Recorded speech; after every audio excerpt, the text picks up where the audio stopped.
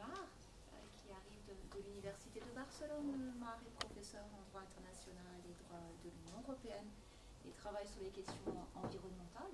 C'est l'objet de sa présence toute la semaine. Donc, on a de la chance que Mar avait un agenda qui lui a permis de venir à Rennes toute la semaine pour pouvoir travailler ensemble. Donc, elle intervient aujourd'hui devant vous sur un sujet de prédilection, sur lequel elle travaille actuellement. Et puis elle sera aussi présente vendredi pour la journée sur les élections européennes au prisme des enjeux de la transition écologique, des inégalités et de la crise migratoire. Donc l'objectif de la conférence cet après-midi, c'est que Mar va vous présenter pendant à peu près 1 heure ses travaux de recherche sur une thématique qui est plus que actuelle et extrêmement brûlante, on va dire ça comme ça. Et puis après, là, ça sera l'occasion de pouvoir débattre avec Mar, de pouvoir soit lui poser des questions, des demandes de précision, et puis également de poser toutes sortes de questions ou de commentaires pour pouvoir interagir. Alors, si vous avez aussi besoin, et Marc pourra le faire aussi, si au milieu de sa présentation ou pendant sa présentation, vous souhaitez aussi l'interrompre ou lui poser des questions, eh bien, elle pourra aussi, si elle le souhaite, s'arrêter pour pouvoir interagir avec vous. Alors, je remercie d'autant plus Marc, puisqu'elle va faire sa présentation en français. Donc beaucoup d'indulgence, on demande quand on ne parle pas dans sa langue native. Si vous voulez lui poser des questions en espagnol, vous êtes bien évidemment les bienvenus, en anglais, mais en tout cas n'hésitez pas, c'est l'objectif de ce genre de conférence, de pouvoir interagir avec vous et peut-être vous donner des idées pour aller à Barcelone et à l'université de Barcelone et à la faculté de droit de Barcelone. Donc je laisse d'emblée la parole à Marc et je suis vraiment ravie de sa présence et de jouer entre guillemets le jeu de parler en langue française. Merci. On te laisse la parole, Marc. Merci. Bon, merci. D'abord, bien sûr, je veux remercier Madame Nathalie Hervé-Fornereux pour l'invitation à participer à des activités de master et particulièrement pour donner cette conférence. Bien sûr, je m'excuse de mon français standard, c'est pas ma langue maternelle. Donc, si à quelques moments vous sentez que vous ne comprenez rien, m'arrêtez, j'essaie de me réexpliquer encore une fois. J'ai choisi pour cette conférence la question de la protection de la biodiversité marine dans l'Arctique. Pourquoi? D'abord parce que c'était un sujet que je suis en train de travailler, c'est un work in progress, dans un certain sens, mais aussi parce que, comme Nathalie a dit, c'est un sujet tout à fait actuel, tout à fait brûlant. Chaque jour, ou chaque semaine, au moins, il y a des nouvelles dans les médias sur l'Arctique, la disparition de l'Arctique, les bateaux nucléaires dans l'Arctique. Il y a toujours quelque chose dans les médias, mais aussi parce que c'est une question d'intérêt international. Au contraire de ce qui se passe dans la région de l'Antarctique, où on a un régime international conjoint, dans l'Arctique, c'est toujours les intérêts des États côtiers qui vont à dominer. Et en plus, c'est aussi parce que, troisième raison, c'est un sujet qui a une pertinence globale évidente, parce que toutes les conséquences sur la gestion de la région s'étendront à la planète entière.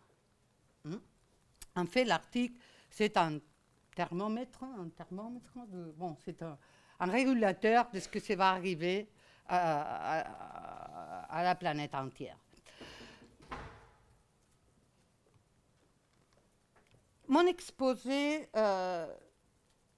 ira plus ou moins sur cet schéma. D'abord, je vous présente la région de l'Arctique, disons les effets du changement climatique dans la région de l'Arctique, qui sont plus ou moins, je pense, assez connus. Après, je vais me référer un peu sur ce qu'on appelle la nouvelle frontière, le new normal, les nouvelles normalités dans l'Arctique. Ce n'est pas peut-être encore réel 100%, mais c'est probablement dans le futur une situation qui peut être vraiment normale. Et donc, je entrerai finalement comme point central à les cadres juridiques internationaux pour la protection de la biodiversité marine dans l'Arctique. Et particulièrement, ce que je vais me référer, c'est la question de les zones marines protégées, quels sont les différents régimes qu'on a, quelles sont les limitations, quels sont les déficits, quelles sont les opportunités qui peuvent nous donner de nouveaux instruments qui maintenant sont en cours de négociation. Et finalement, je ferai quelques remarques finales. Pour ce qui est la situation dans l'Arctique, on commence par la délimitation. Les concepts de l'Arctique, en fait, désignent une région très importante. C'est une région avec une superficie d'environ 40 millions de kilomètres carrés, dans laquelle il habite, c'est la grande différence avec la région de l'Antarctique, presque 4 millions d'habitants, principalement de peuples autochtones. La délimitation géographique n'est pas absolument pacifique. On peut utiliser des critères différents pour délimiter quelle est vraiment cette région de l'Arctique, mais pour mon exposé, la délimitation que j'utilise, c'est celle qui vient marquée pour les cercles polaires arctiques dans les parallèles 66 degrés, 33 minutes et 45 secondes de latitude nord. Ça, c'est normalement la définition de l'Arctique qui est prise aussi par les conseils de l'Arctique et pour les instruments internationaux. Quelle est l'importance des écosystèmes marins dans la région de l'Arctique? Les écosystèmes marins arctiques sont des composants essentiels de la biodiversité mondiale.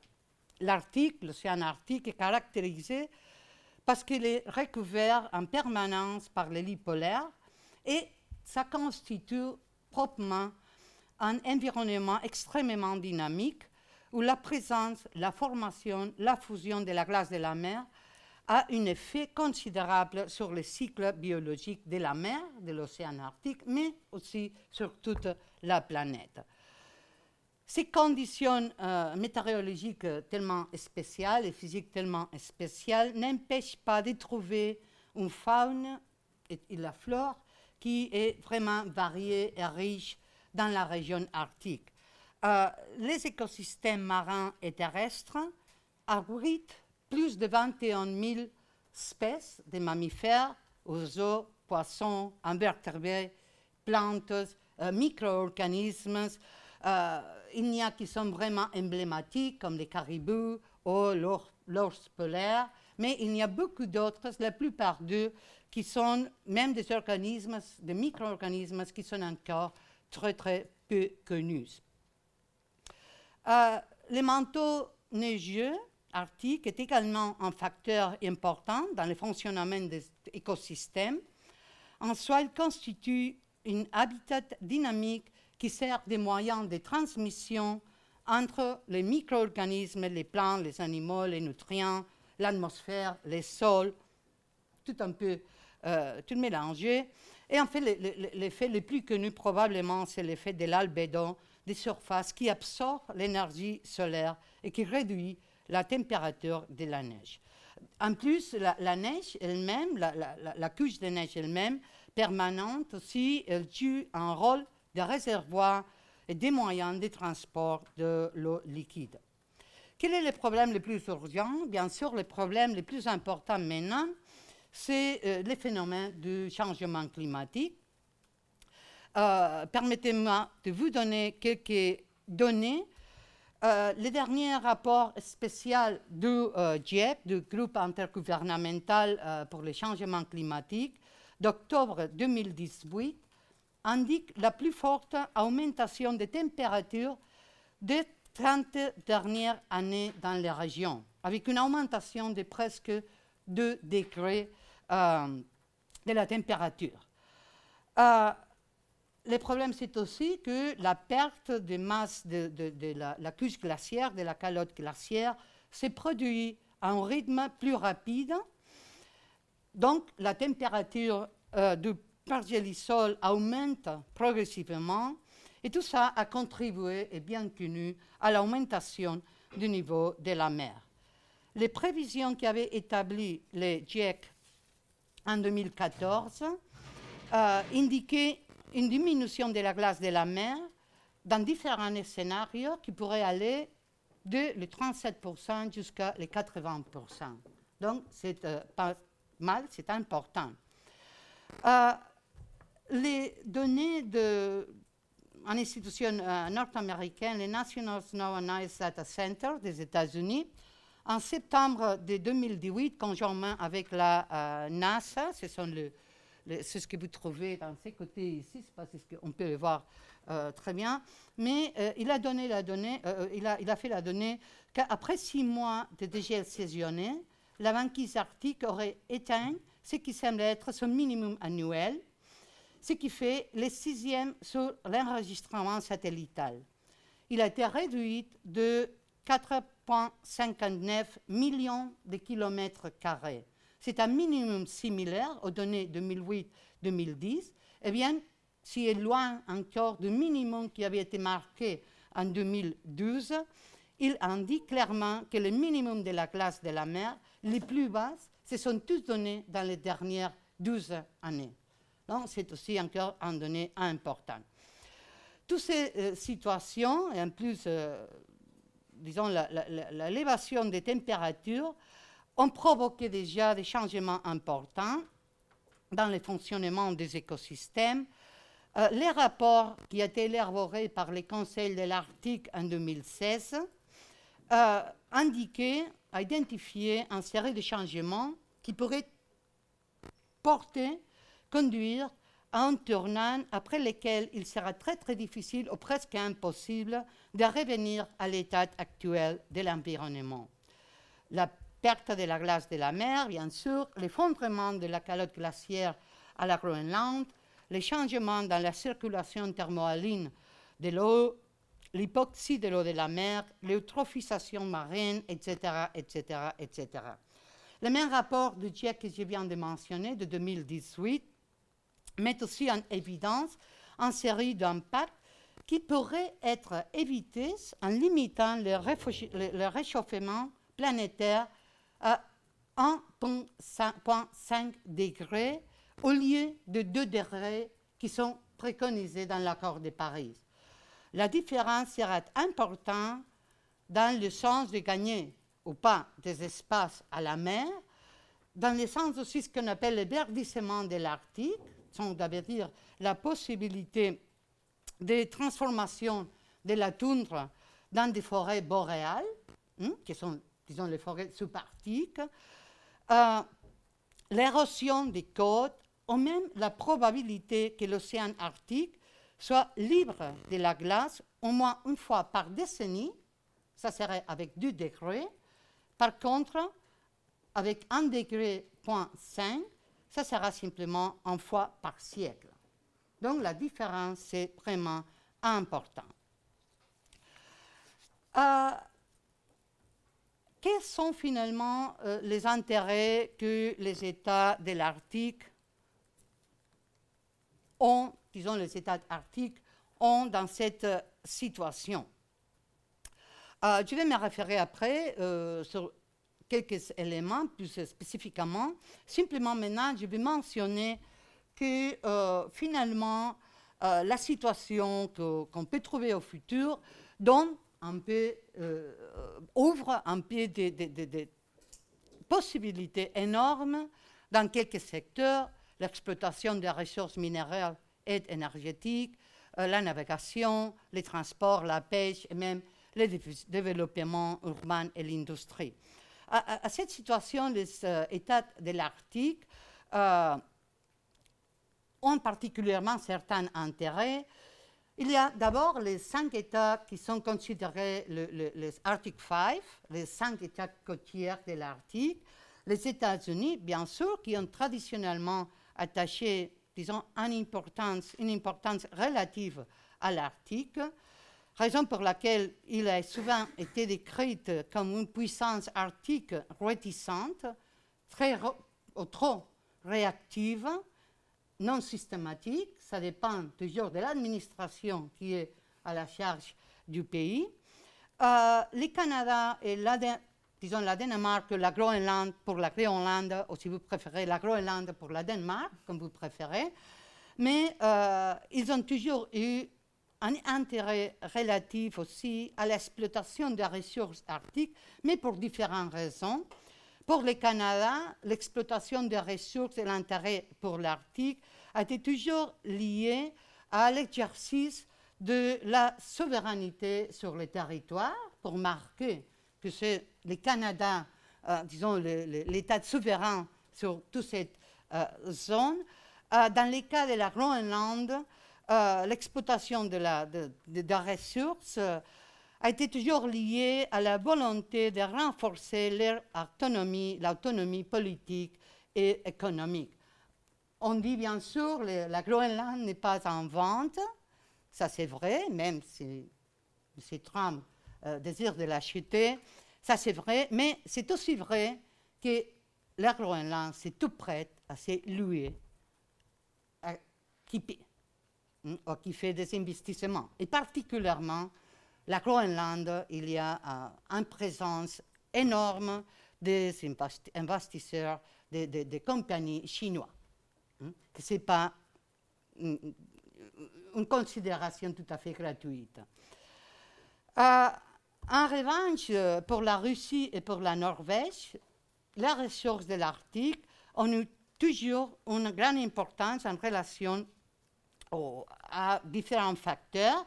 Bien sûr, la sécurité, bien sûr, la position géostratégique, particulièrement par la Russie, mais aussi, bien sûr, le développement économique, mais aussi, il y a ici des questions d'identité nationale. Il y a encore 3 États qui ne sont pas des États côtiers, riverains de l'océan Arctique, mais qui sont aussi dans ce groupe des États arctiques, qui sont aussi membres du Conseil de l'Arctique. C'est la Finlande, la Suède et l'Islande. La Finlande, même si ce n'est pas un État côtier, un tiers de son territoire dans le cercle polaire arctique, donc il est un acteur influent. La Suède, il a été toujours préoccupé pour les conséquences du changement climatique. Et pour l'Islande, pour la situation particulière où il se trouve, il a toujours forcé que les intérêts islandais dans l'Arctique soient pris en considération. Mais à part de ce qu'on pourrait appeler les insiders, les États arctiques, il y a d'autres acteurs géographiquement extérieurs à la région qui, particulièrement à l'avenir, au futur, pourraient clairement influer sur les processus de gouvernance environnementale de l'Arctique. Ce sont les États qui ont reçu le statut d'observateurs permanents au Conseil arctique. Il s'agit de l'Allemagne, les Pays-Bas, la Pologne, le Royaume-Uni, la France, l'Espagne, l'Italie. Tous ces États sont membres de l'Union européenne. Mais aussi, depuis 2013, la Chine, l'Inde, le Japon, la Corée du Sud et le Singapour.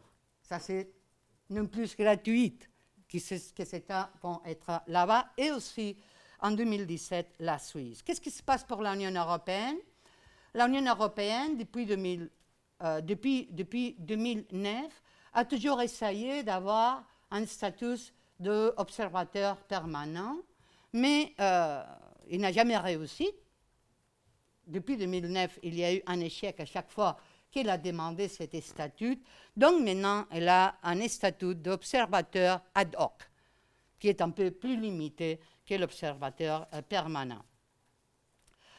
Qu'est-ce qui s'arrive pour toutes ces possibilités, toutes ces, disons, expectatives de futur, de ce qu'on pourrait trouver au futur dans la gestion de l'Arctique? Bien sûr, c'est ce qui est vraiment marqué, c'est la disparition de la frontière naturelle qui existait jusqu'à présent à l'océan Arctique. Cette situation de nouvelle normalité que j'ai mentionnée avant, et bien sûr les conséquences politiques, économiques, particulièrement peut-être très très importantes. Qu'est-ce qui se passe pour l'exploitation des hydrocarbures, du pétrole et du gaz?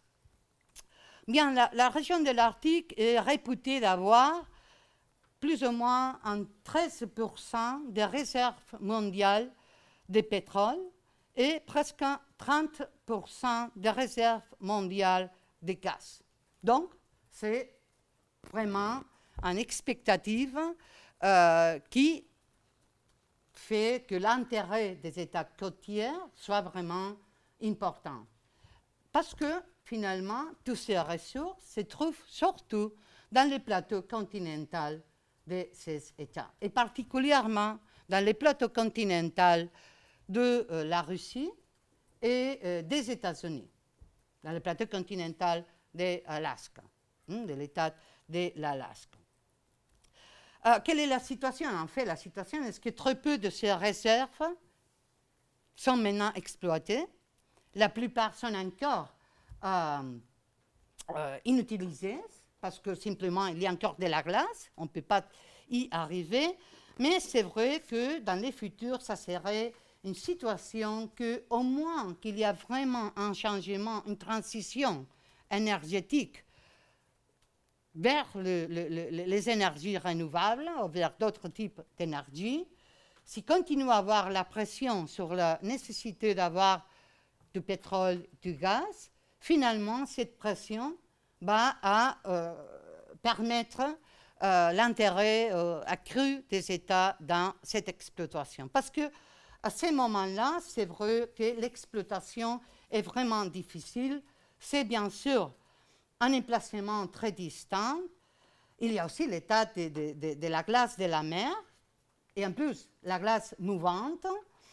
Les conditions de lumière sont aussi très importantes. C'est presque toute l'année en pleine obscurité. Il y a des fortes tempêtes, il y a des tremblements, il y a les icebergs qui marchent aussi. Et il s'agit surtout des eaux très très profondes. Donc la technologie actuelle ne permet pas, en fait, une exploitation qui soit économiquement viable. Mais c'est vrai aussi que jusqu'à ce moment-là, et surtout parce que certains États, particulièrement les États-Unis et le Canada, ont priorisé des formes d'extraction de hydrocarbures non conventionnels, les gaz de schiste, tout ça, ça n'a pas vraiment été économiquement intéressant. Mais bien sûr, les gaz de schiste, le pétrole, ces formes non conventionnelles ne sont pas infinies, ça va finir dans quelques moments. Et si à ce moment-là, les États n'ont pas trouvé d'autres régions où exploiter de gaz et de pétrole, probablement l'attention sera posée dans la région de l'Arctique encore une fois. C'est vrai qu'à ce moment-là, c'est, je disais, très très compliqué parce que vous devez penser que du moment qu'on commence à faire les explorations des hydrocarbures, jusqu'au moment qu'on commence à exploiter vraiment, le période moyenne, la duration moyenne, c'est dans une vingtaine d'années. C'est 20 ans du moment qu'on commence à travailler jusqu'à on commence à produire. Donc ça décourage un peu les États. Qu'est-ce qui se passe pour la navigation? La navigation dans l'Arctique, on fait la différence parmi des activités, plusieurs activités. Il y a d'abord les transports, des transits maritimes entre l'Europe et l'Asie. Il y a aussi la navigation arctique en destination, donc les exportations des ressources arctiques vers les marchés mondiaux. Et il y a aussi les transports internes dans l'Arctique, les trafics entre les ports de l'Arctique. Il y a maintenant 3 passages qui sont pris en considération. D'abord, vous avez la route nord-est, c'est la route qui va à côté de la côte de la Sibérie, dans les territoires de la Russie.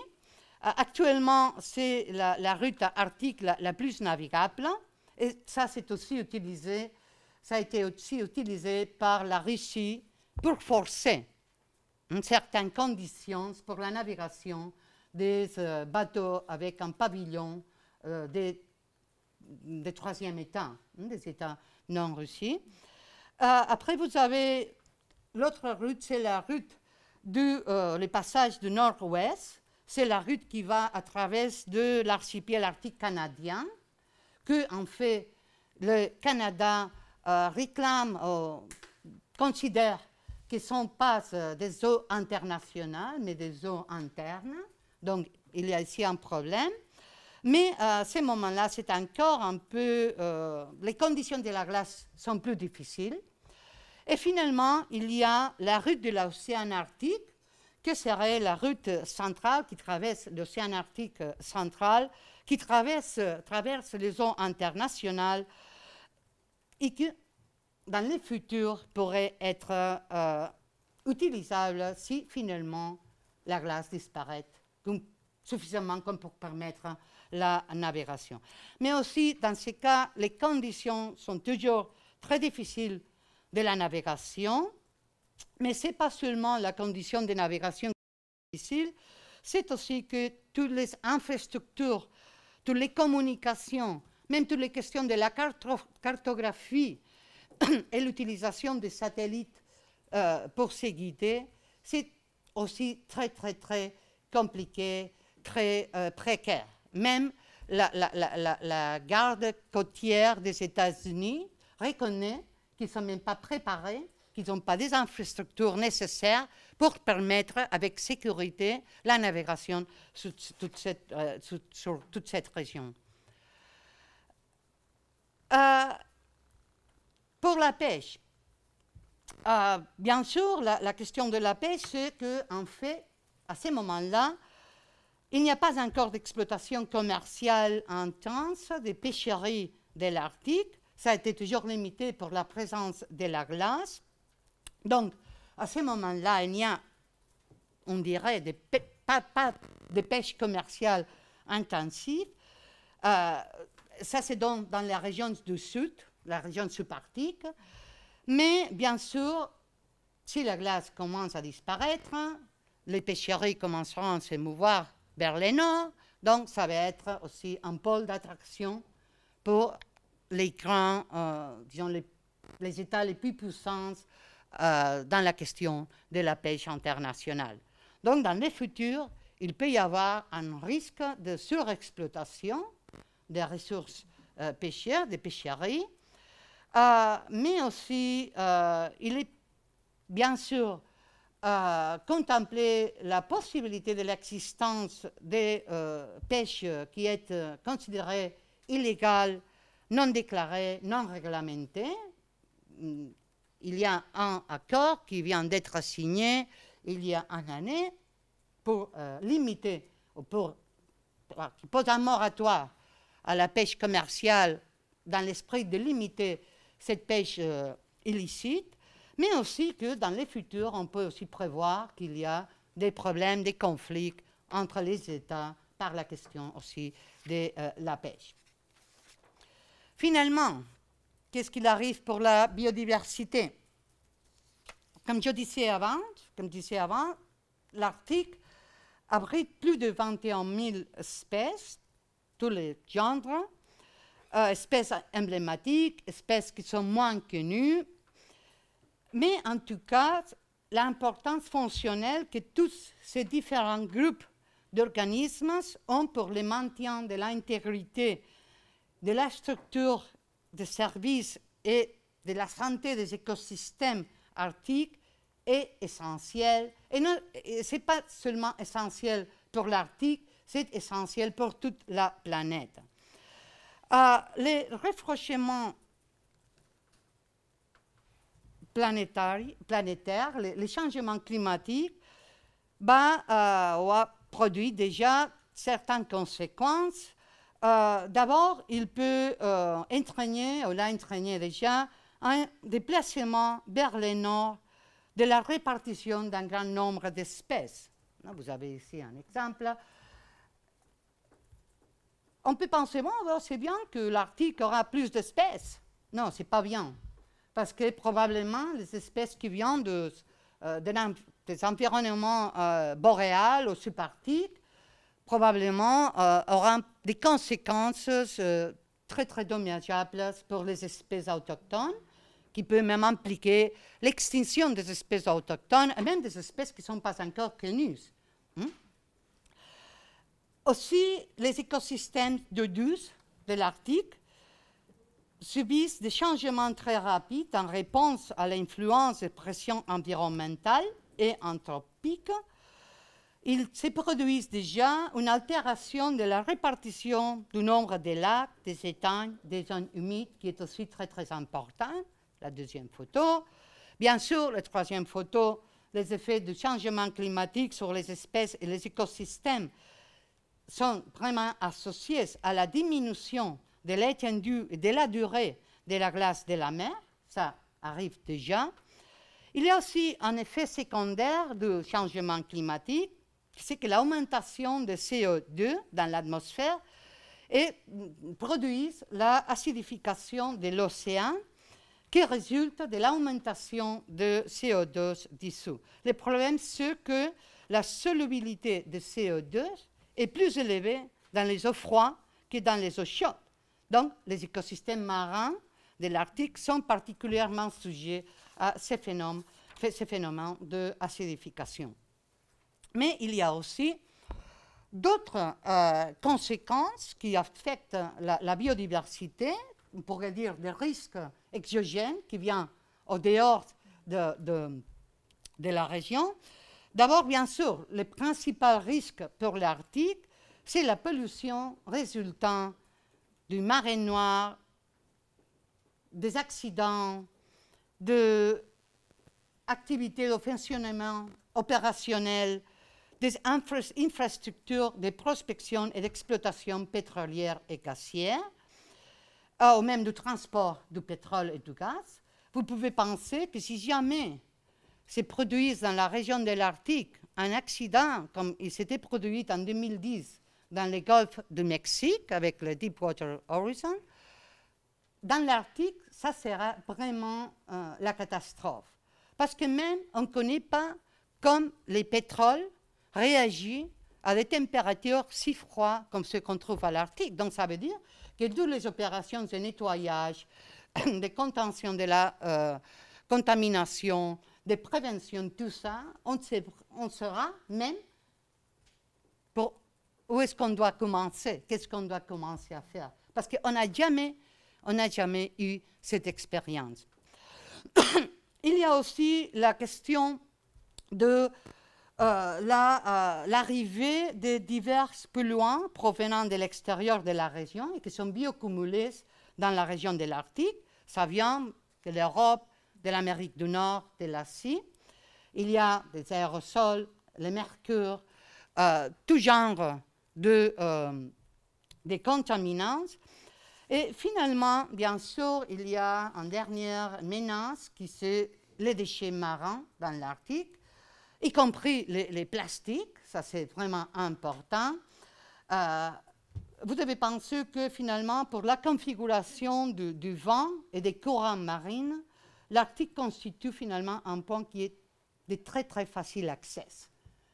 On jette quelque chose à la Méditerranée, il peut la trouver dans l'Arctique dans quelques temps. Donc c'est vraiment une situation qui est pas mal, très très compliquée.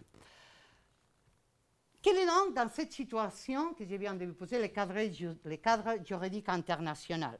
Bien, en général, vous pouvez trouver qu'il y a plusieurs instruments internationaux qui peuvent s'appliquer, bien sûr, du point de vue de la pollution du milieu marin, du point de vue de la contamination de l'atmosphère, du point de vue de la protection de la biodiversité. Moi, je vais me référer principalement à la situation du milieu marin.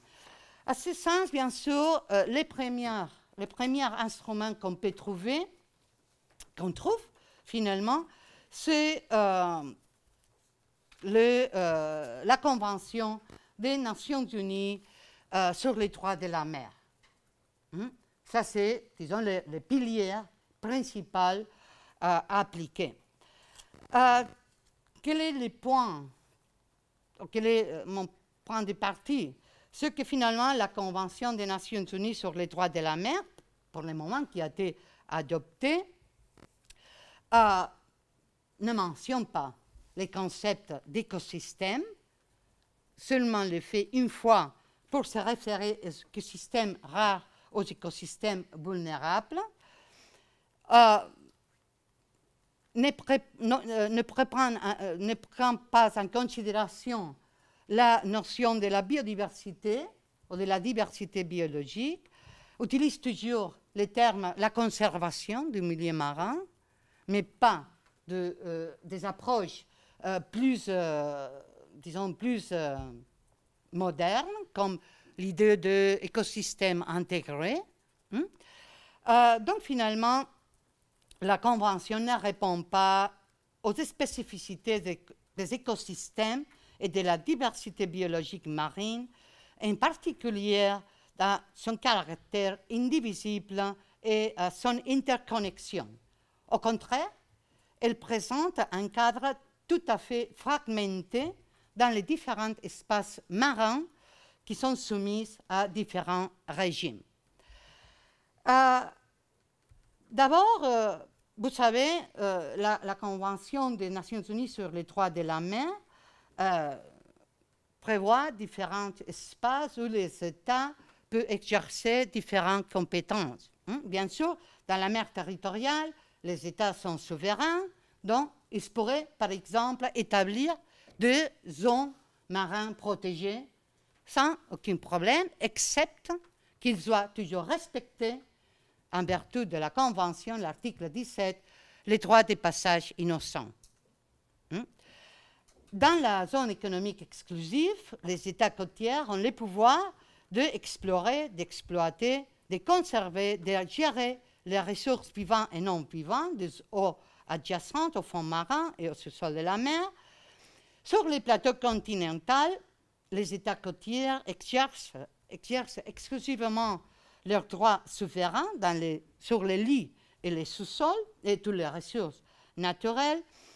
Et finalement, on a l'haute mer et ce qu'on appelle la zone internationale des fonds marins qui sont au dehors de la juridiction nationale.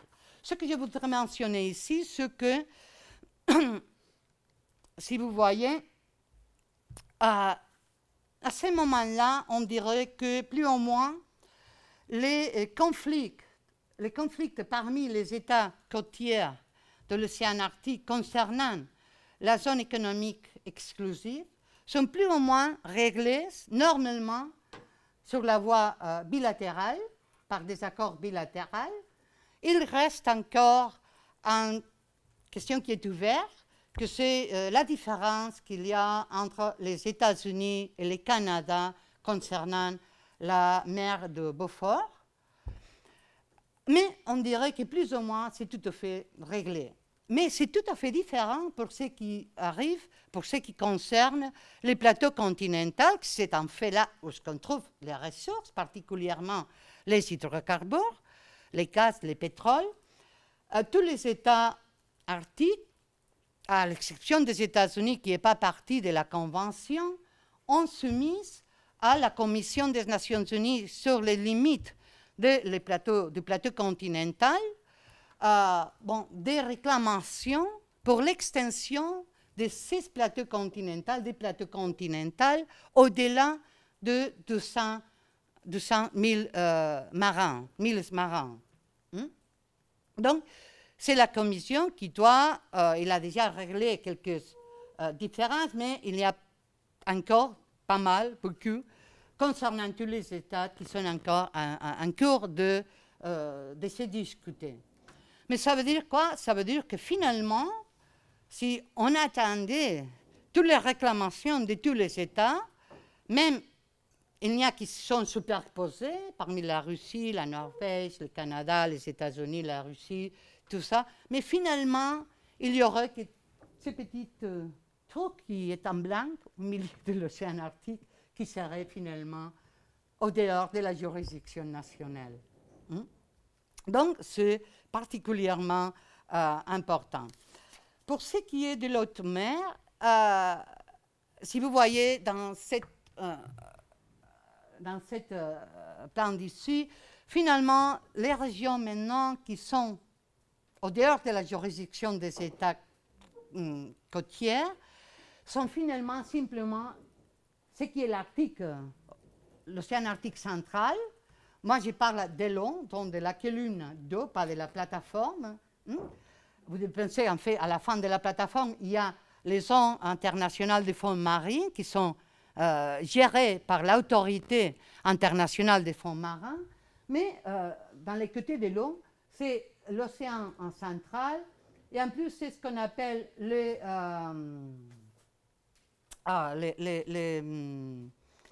banana hole.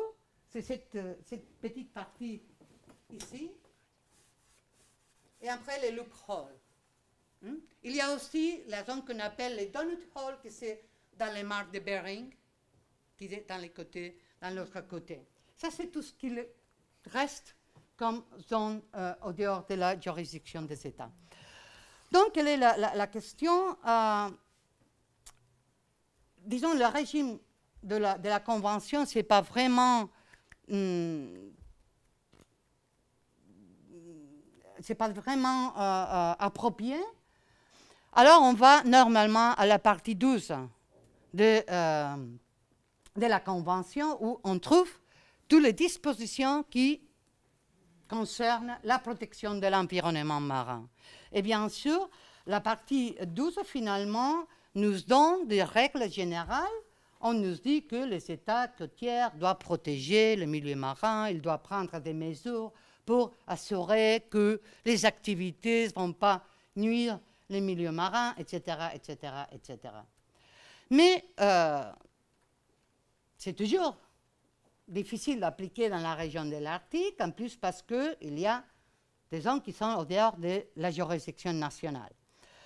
La Convention, dans cette partie 12, elle a aussi deux dispositions que je voudrais mentionner. D'abord, l'article 211 de la Convention. L'article 211 de la Convention permet aux États, disons, agissant par l'intermédiaire de l'organisation internationale compétente, normalement ça sera l'Organisation maritime internationale, d'établir des règles et des normes internationales en vue de prévenir, réduire, maîtriser la pollution de l'environnement marin.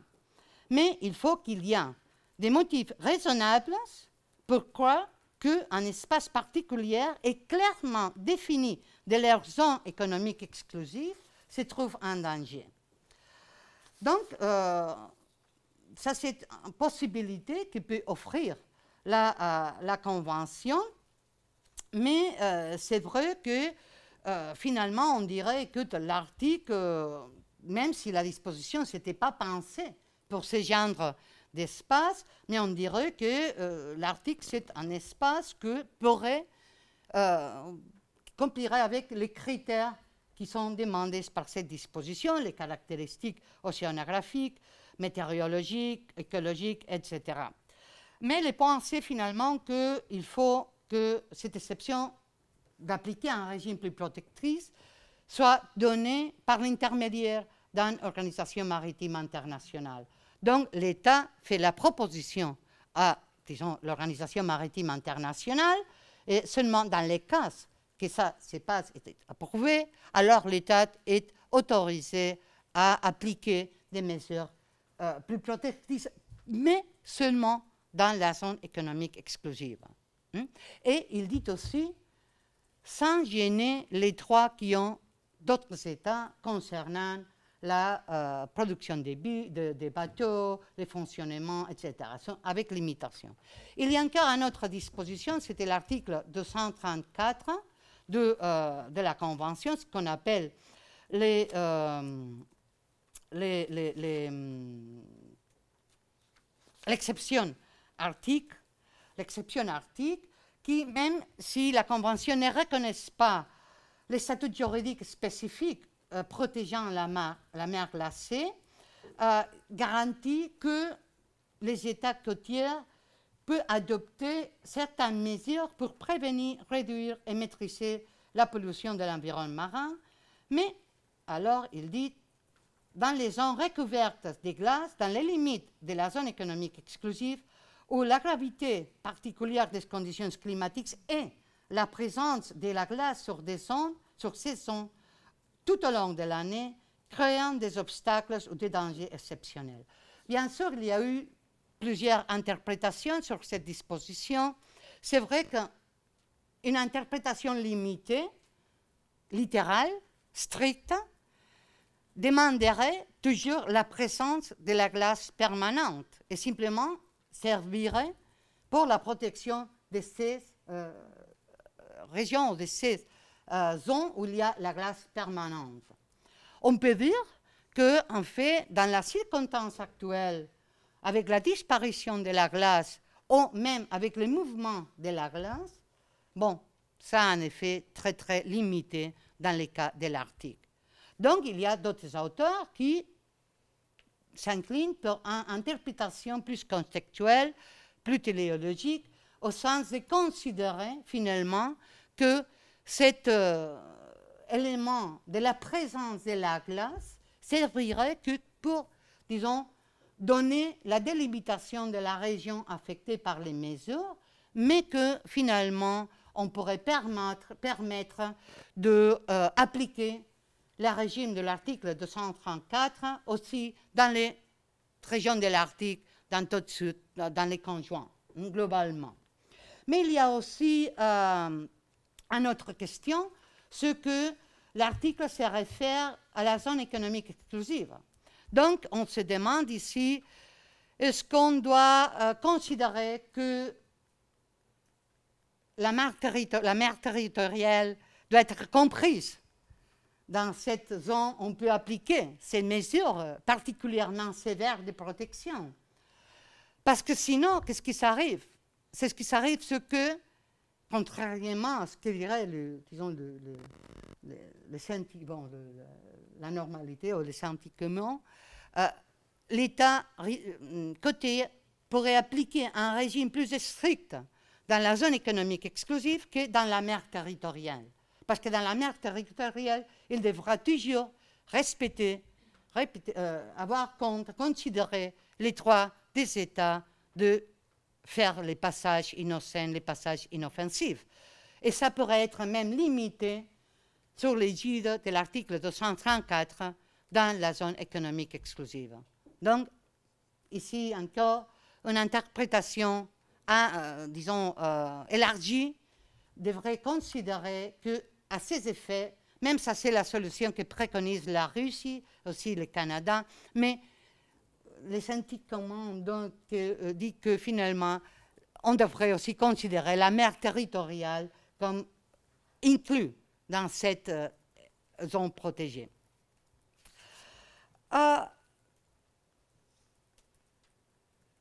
Finalement, une mention que je vais faire, c'est que dans les moments actuels, tout le monde connaît, que on est dans un processus de négociation d'un instrument juridiquement contraignant qui devrait être adopté par les États dans un futur prochain. Ça, c'est bien sûr une possibilité d'introduire ou de considérer dans ce futur instrument des outils pour permettre la protection internationale des zones qui, pour raisons environnementales, demandent d'être plus protégées, ou demandent un régime de protection accru. Parce que c'est vrai que maintenant, la Convention ne permet pas d'appliquer des mesures spéciales de protection dans les zones qui sont au dehors de la juridiction nationale. Mais on vient de commencer le troisième round de négociations. On verra ce qui se passe.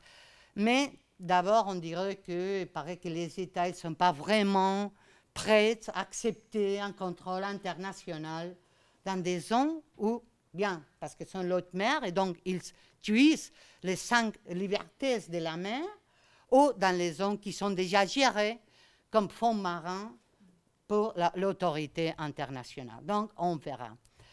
À partir de ça, à partir d'ici, ce qui s'ouvre, c'est un régime tout à fait fragmenté d'instruments divers qu'on pourrait aussi considérer, et que je vais mentionner rapidement, parce que moi je pense que je suis déjà presque dans mon temps, qui peut toucher même la protection de la biodiversité, même la pêche internationale ou la pêche dans des zones au dehors de la juridiction nationale, ou même la navigation maritime internationale. D'abord, disons, les premières perspectives la donnent les instruments concernant la protection de la biodiversité et particulièrement de la biodiversité marine. D'abord, bien sûr, je mentionne la Convention des Nations Unies sur la diversité biologique. Ça, c'est vraiment l'instrument essentiel pour la promotion de la coopération internationale en matière de conservation de la biodiversité et donc, bien sûr, aussi de la biodiversité marine et aussi de la biodiversité dans la région de l'Arctique. Même la Convention introduit les concepts des zones protégées, qui s'appliquent même dans des zones terrestres ou des zones marines, mais particulièrement la Convention a fait une contribution importante qui c'est la création ou la considération, l'introduction du concept des zones d'importance écologique ou biologique, ce qu'on appelle EPSA pour les sigles en anglais, des zones d'importance écologique ou biologique. Ça identifie, dans le contexte de la Convention de la diversité biologique, des zones qui, sur les plans géographiques ou océanographiques, qui fournissent de services importants à une ou plusieurs espèces, populations d'un écosystème ou des écosystèmes dans son ensemble par rapport à d'autres zones environnantes ou qui présentent des caractéristiques écologiques similaires. La Convention utilise, en fait c'est la conférence des parties, utilise 7 critères pour établir la ubication de cette zone de protection spéciale et en plus 5 critères pour établir ce qu'on appelle un réseau de zones maritimes protégées. Jusqu'à présent, la conférence a identifié 11 domaines, 11 zones qui sont dans l'océan Arctique. Ça, c'est les premières que vous avez là avant. De ces 11 zones qu'on a déjà identifiées, mais je parle simplement d'identifier. Hein. C'est après les États qui doivent les établir, ou les organisations internationales. Ce n'est pas la conférence des parties de la Convention. Donc, la conférence que fait, c'est d'identifier. Il a identifié 11 dans la région de l'Arctique. Il y a seulement 2 qui sont dans la zone au dehors, dans les espaces au dehors de la juridiction nationale. C'est la zone 1 et 2. Ce sont les zones, je ne sais pas si ce que je peux marquer comme ça, c'est les 2, les 1 et les 2. Mais tous les autres 9 sont en fait sur la juridiction de la Russie. Mais quand même, c'était important que la conférence des parties a déjà quand même identifié cette situation. Aux effets pratiques, ça signifie rien si les États parties de la Convention ne prennent à sa charge la déclaration et l'établissement d'un régime juridique de protection spécifique dans cette ère. Après, je me réfère brièvement à deux autres conventions, la convention OSPAR et la convention Ramsar. La convention de Ramsar. La convention OSPAR, à laquelle le Canada, les États-Unis et la Russie ne font pas partie, s'applique aux activités de navigation menées en haute mer aux fins d'exploration, exploitation des hydrocarbures, même que d'autres activités pouvant être une source de pollution marine. La commission OSPAR a, disons, partagé son champ d'application territoriale, géographique, qui s'étend pour l'Atlantique du Nord-Est. Excusez-moi, je n'ai pas mentionné la Convention pour la protection du milieu marin à l'Atlantique du Nord-Est. Donc, il y a une région, que c'est la région A, la région 1, qui sont les eaux arctiques. Donc, c'est une petite partie, finalement, de la région de l'Arctique, mais même si c'est simplement une petite partie de la région de l'Arctique et du subarctique, ça représente un 40% de la superficie marine qui est couverte pour la propre convention. Donc, à cet accord, la commission OSPAR a aussi travaillé sur la question des zones marines protégées et particulièrement, il a été très actif dans la désignation des habitats marins prioritaires et la création d'un réseau de zones marines protégées, un réseau écologiquement cohérent, écologiquement bien géré des zones marines protégées. C'est ce que vous avez dans cette cadre ici. Ça, c'est toute la région, disons, de la Convention OSPAR. Si vous allez jusqu'à la région de l'Arctique, vous voyez que c'est vraiment très, très peu que ce qu'on a pu faire. En fait, parmi les États riverains de l'océan Arctique qui sont partis à la Convention OSPAR, seulement la Norvège a désigné des zones relevant de sa juridiction dans le réseau OSPAR. Parce que, ici encore, la commission OSPAR identifie disons les zones, mais après, ce sont les États partis qui doivent nommer ces régions. Finalement, pour ce qui arrive à la convention Ramsar, c'est cadre ici, la question sur la convention sur les zones humides d'importance internationale, notamment en tant qu'habitat pour les oiseaux, ça va protéger les zones humides.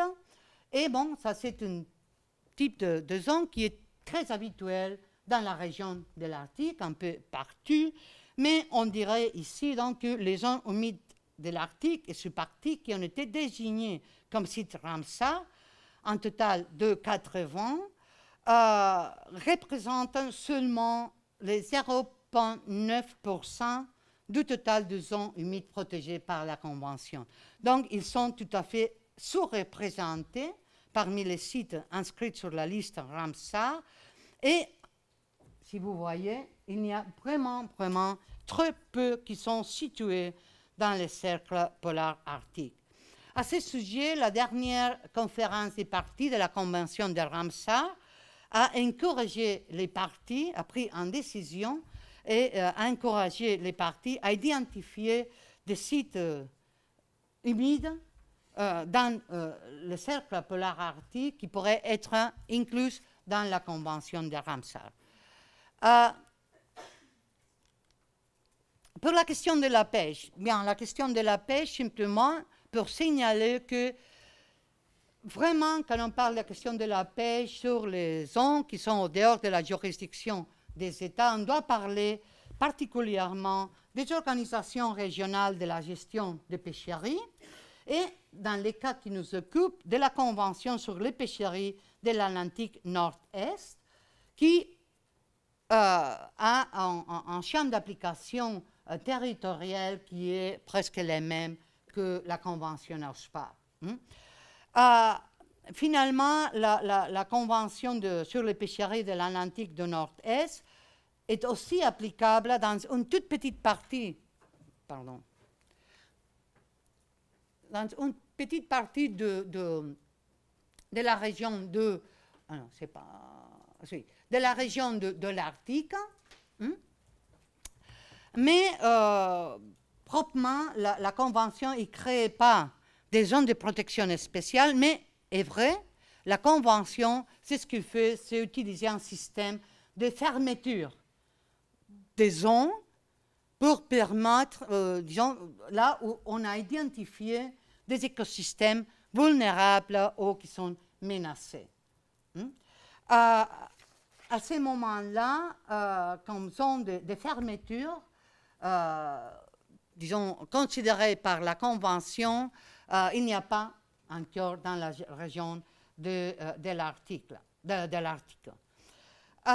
Ici, on doit mentionner l'accord que je viens de mentionner avant, l'accord visant à empêcher la pêche non réglementée en mer dans les centres de l'océan Arctique. Ça, c'est un accord qui a été signé l'année 2018 et qui a été signé pour les 5 États côtiers de l'Arctique, plus les 5 autres grandes puissances non riveraines, non côtières, qui sont dotées d'une flotte de pêche de haut niveau, l'Islande, la Corée du Sud, la Chine, le Japon et l'Union européenne. Et c'est ce qui prévoit d'établir un moratoire sur la pêche commerciale pendant 16 années. Après ça, on verra. En tout cas, ce qu'il y a, c'est que cet accord couvre simplement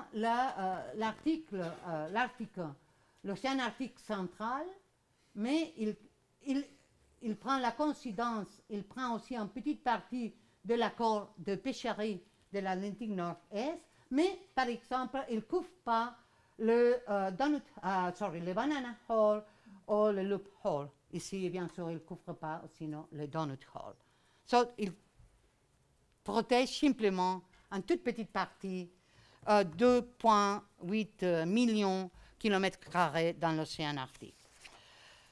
Finalement, qu'est-ce qui passe avec la navigation?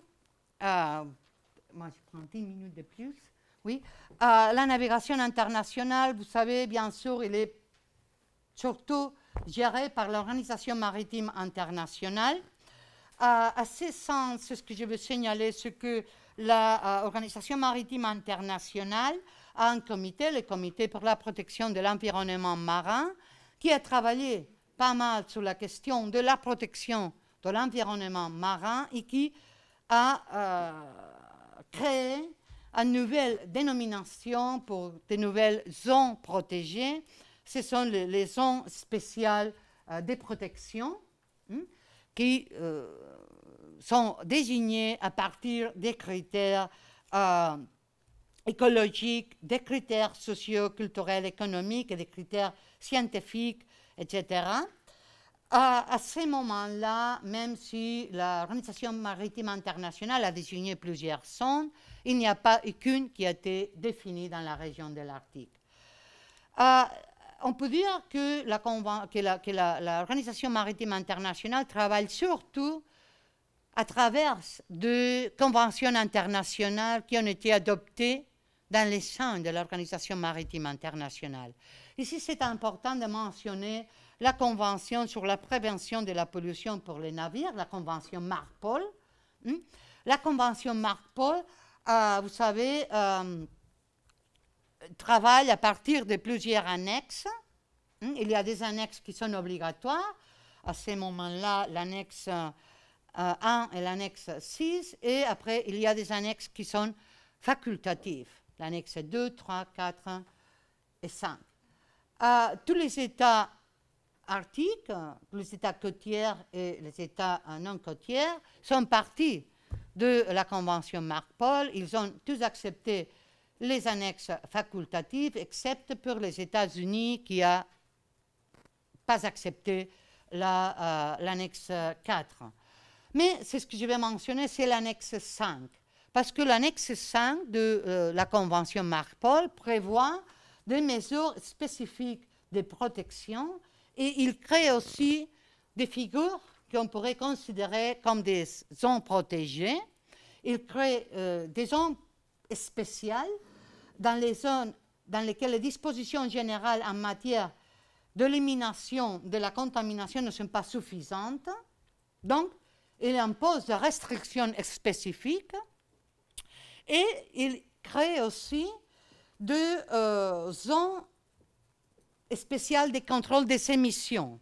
Les contrôles des émissions des oxydes de soufre, des oxydes de nitrogène, etc., qui sont aussi désignés par la propre Convention Marpol et qui, à chaque fois qu'ils sont acceptés, sont en fait incluses dans une modification de l'annexe ou des annexes qui sont affectées.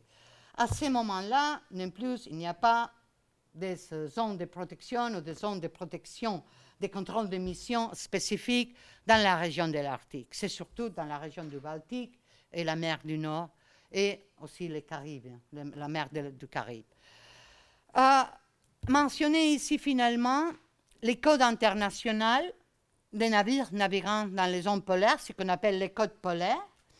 Pourquoi? Parce que c'est finalement les seules réglementations internationales qui considèrent proprement la navigation ou qui fait spécifiquement référence aux dangers potentiels pour l'environnement arctique et antarctique sur la navigation internationale. Les problèmes, c'est qu'il y a toujours la discussion. C'est ce qui fait le code polaire, c'est qu'il modifie quelques annexes de la Convention Marpol et aussi de la Convention SOLAS, mais ça, ce qui nous intéresse, c'est la Convention Marpol, afin d'intensifier la protection et les conditions, disons, de sécurité de la navigation internationale, mais avec une perspective aussi environnementale. Mais il y a toujours la question de savoir jusqu'à quel point ces réglementations sont obligatoires ou sont des recommandations, parce que les codes polaires incluent des réglementations différentes, des dispositions obligatoires et des recommandations. Dernière mention, si vous me permettez 5 minutes en plus, la perspective régionale. Ce qu'on a vu maintenant, c'était un peu la perspective internationale. La perspective régionale, c'est ce qui donne le Conseil de l'Arctique. Dans le Conseil de l'Arctique, vous savez, le Conseil de l'Arctique, on discute toujours si ça c'est une organisation, si c'est simplement un forum de coopération.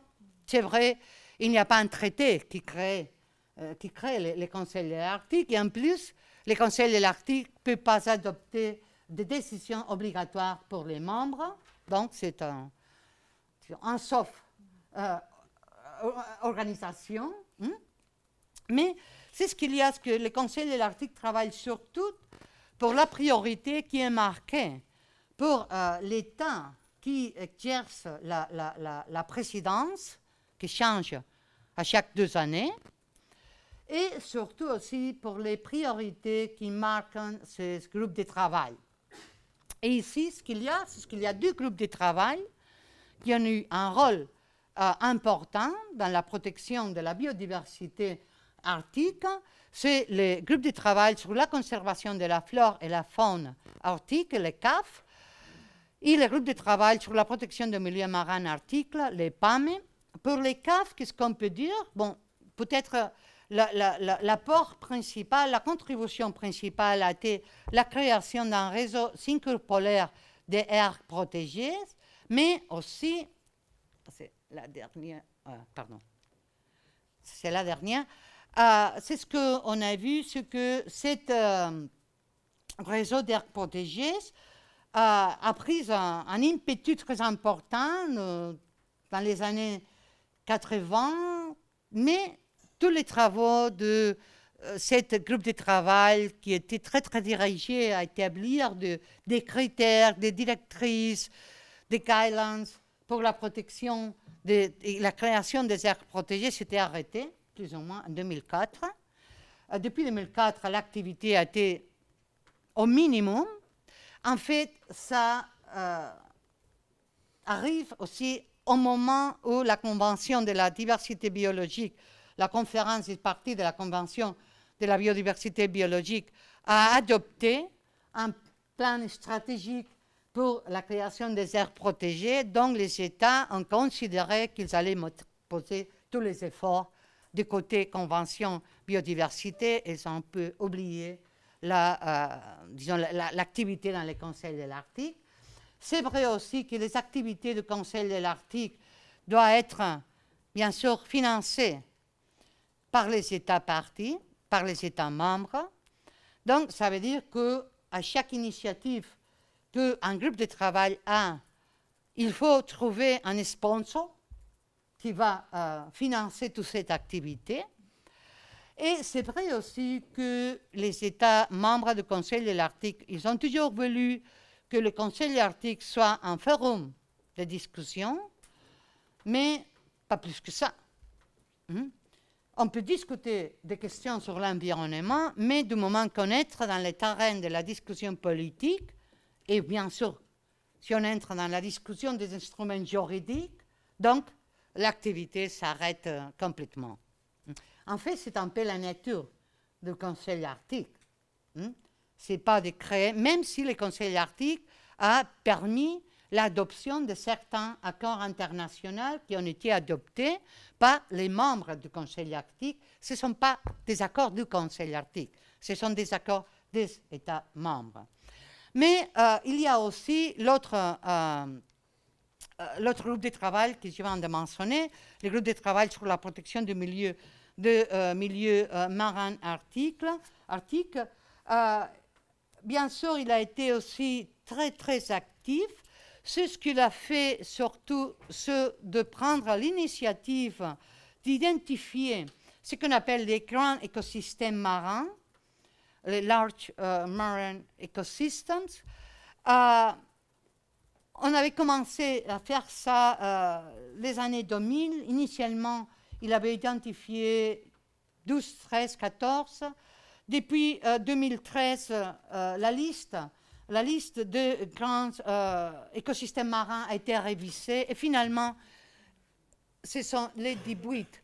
Il y a 18 écosystèmes marins très larges. On considère un grand écosystème marin celui-ci qui dépasse les 200 kilomètres carrés. Actuellement, la liste, comme je dis, comprend 18 grandes zones maritimes dans les eaux arctiques et subarctiques.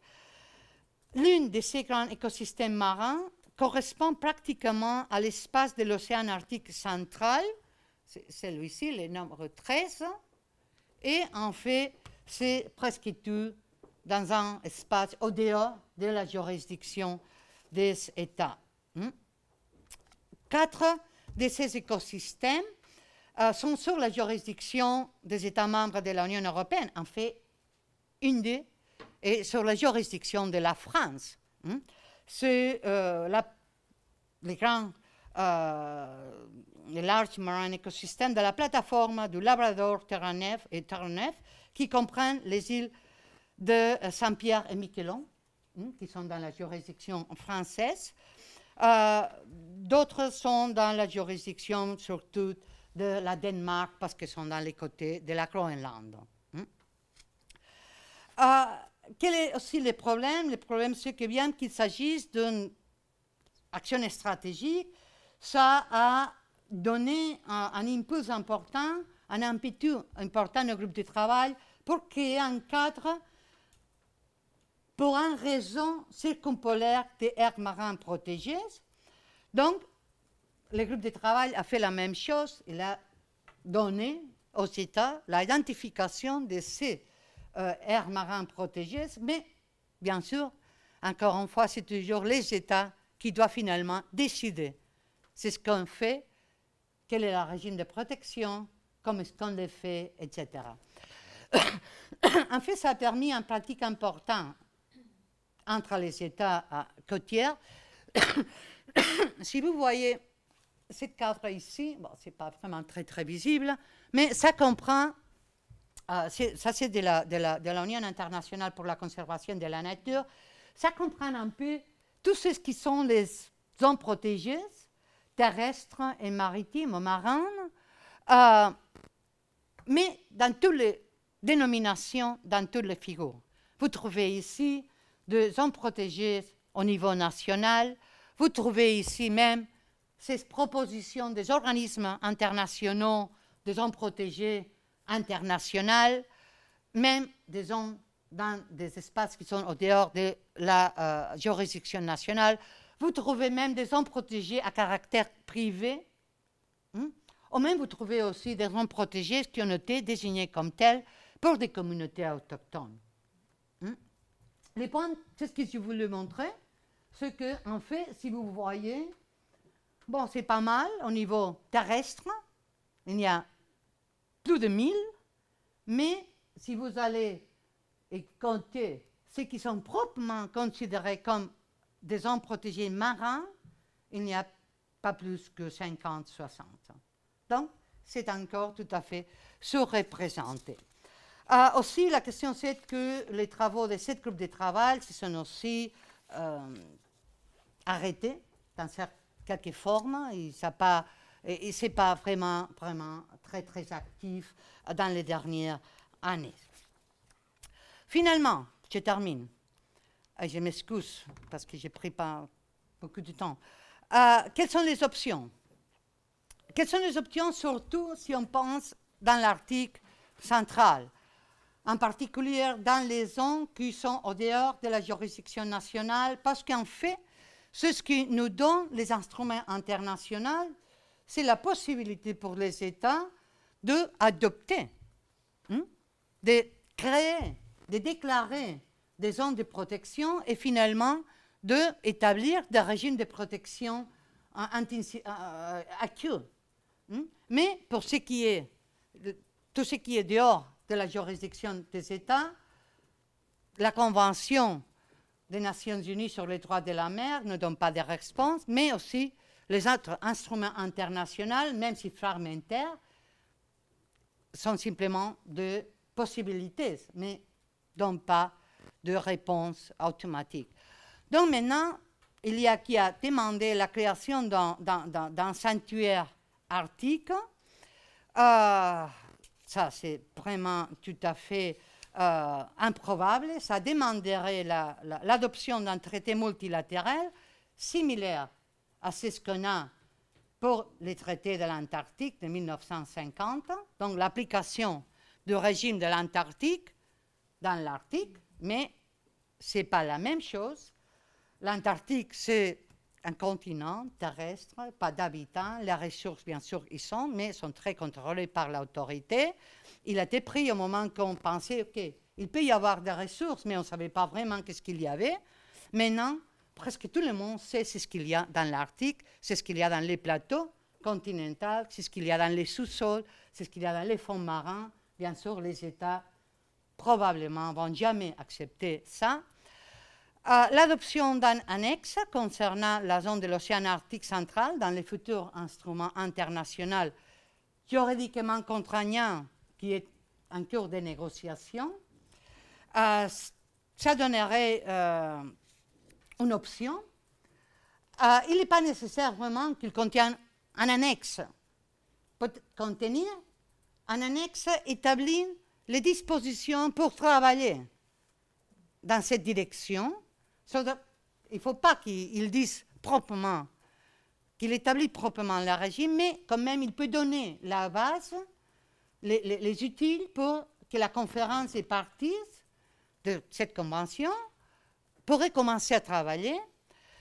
Il y a aussi la possibilité d'un accord spécifique sur les auspices au sein du Conseil de l'Arctique, comme on a fait déjà en 2011, en 2013, en 2017.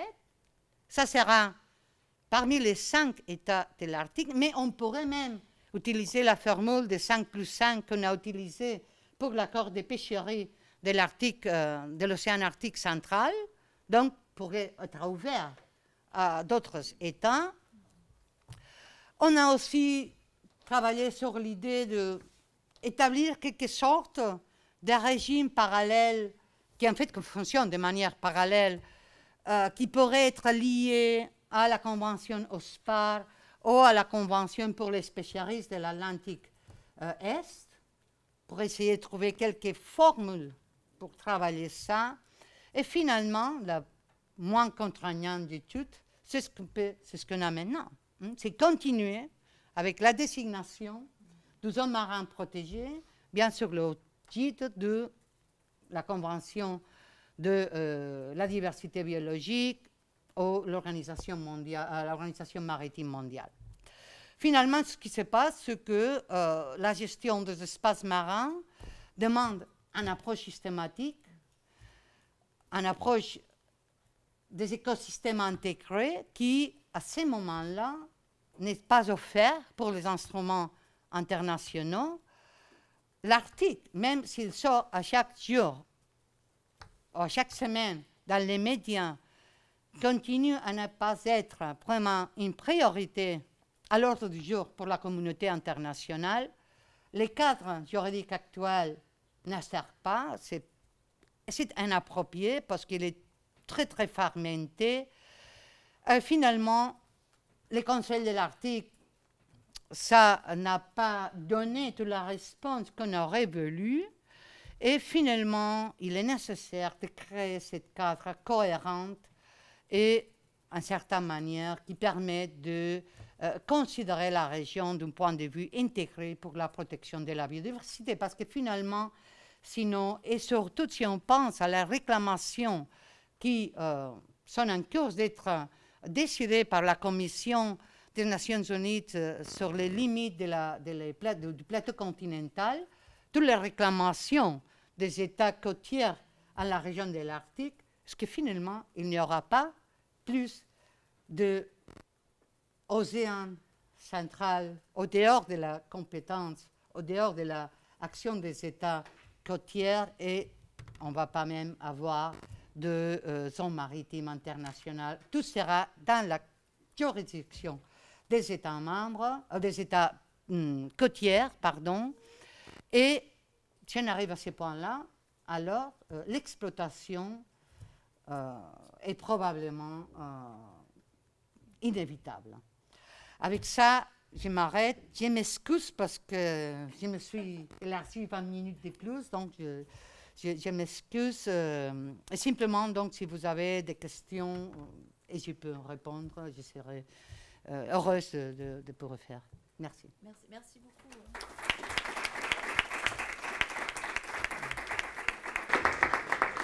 Merci beaucoup, Marc, pour cette balade, ce voyage extrêmement complet sur l'Arctique, et puis surtout pour vous permettre de voir toutes les difficultés qu'on peut avoir en termes de gouvernance, justement, en termes de délimitation territoriale, en termes de souveraineté nationale qui s'exprime, de fragmentation des institutions et des instruments juridiques. Enfin, ça vous donne un petit peu une vision à la fois géostratégique et juridique de la difficulté dans un espace qui devient de plus en plus convoité, d'essayer de trouver, entre guillemets, à la fois des acteurs qui soutiennent, et surtout, malheureusement, des acteurs qu'il faut persuader, convaincre de la nécessité de ne pas forcément exploiter des ressources naturelles. Donc ça, c'est... Je te remercie beaucoup pour cette approche extrêmement complète. Donc, maintenant, c'est à vous.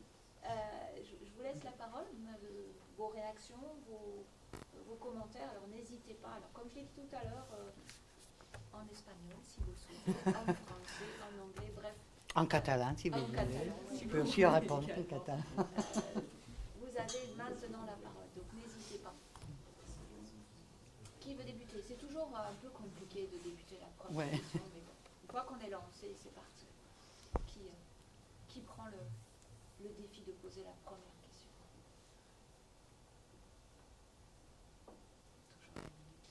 Toujours une minute. Yes.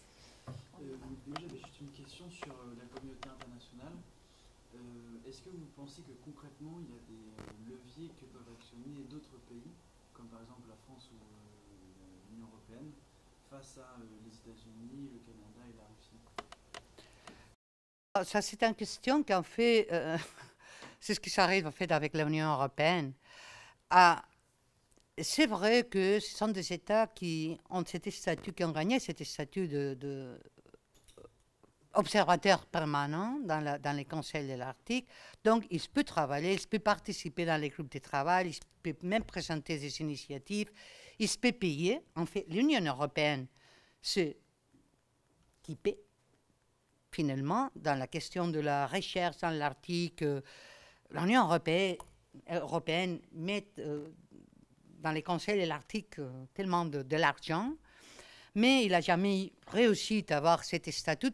Mais il n'a pas réussi, principalement parce que 2009, il a commencé à demander, 2004, 2005, mais à ce moment-là, il y avait un contentieux entre le Canada et l'Union européenne concernant particulièrement les produits provenant de phoques.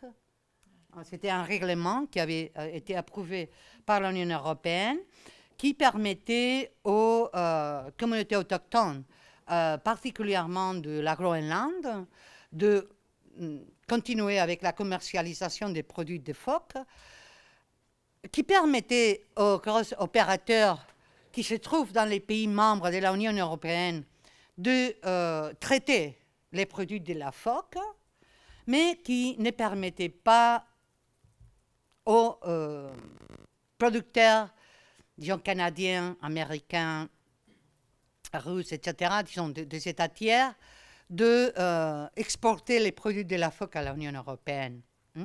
Par raison environnementale, par raison de bien-être des animaux, parce qu'en fait, c'était un moment aussi où tous les parlements européens passaient à chaque jour les vidéos dans les YouTube de la petite bébé phoque avec les yeux, tout ça, avec toutes ces histoires.